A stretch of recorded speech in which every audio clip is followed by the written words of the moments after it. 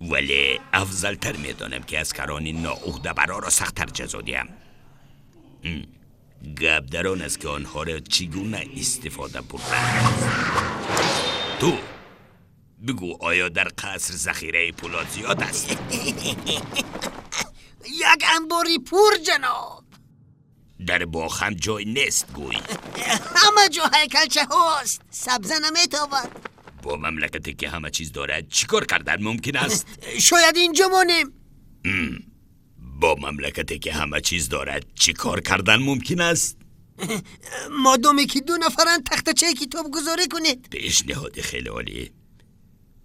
با مصلحت تو بیشتر گوش دادن لازم است. گرز سحرناکار خود را به خوبی انجام می‌دهد. شما به تختچه کتاب گذاری تبدیل می‌یابید.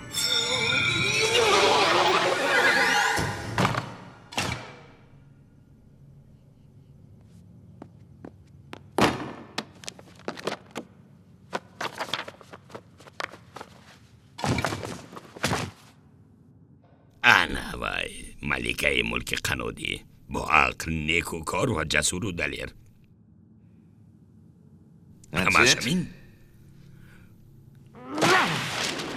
من باید دانم که وی در کجاست.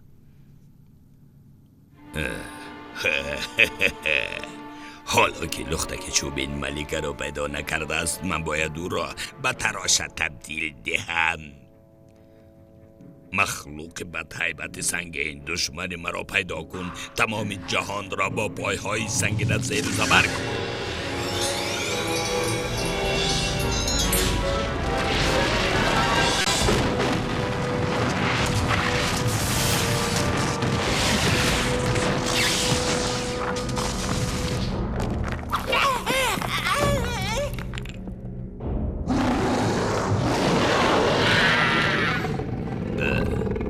لختکی چوبین را یافته، نابود ساز.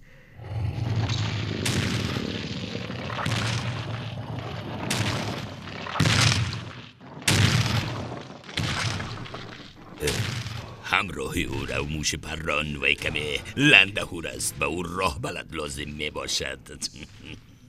اکنون باید من به پوره سنگ غمخوری کنم؟ فهمو مایلش، همینش هم بهتر است حالا که خودم به سنگ تبدیل نیفتم.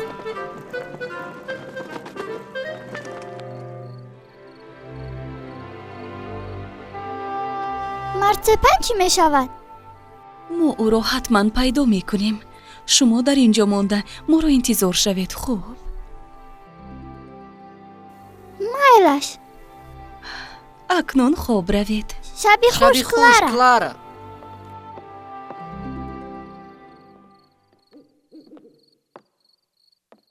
خوابت نمی برد؟ من لختک چوبینم. لختک های چوبین نمی خوابند.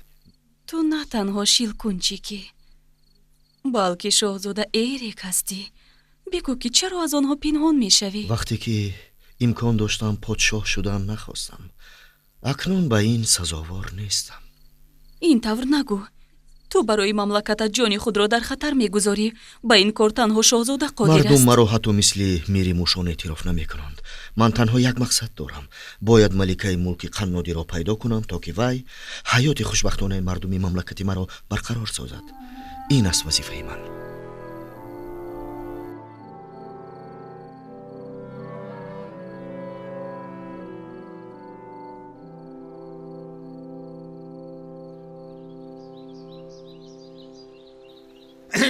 کوپروکی آویزان، شاید یگان راه دیگری به خطر را پیدا کنیم. خواهش میکنم از خاطر نبرارید. من راهبری گروه میباشم.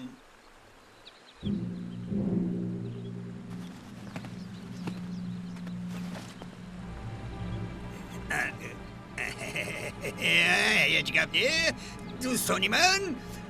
با پیش از پسی من.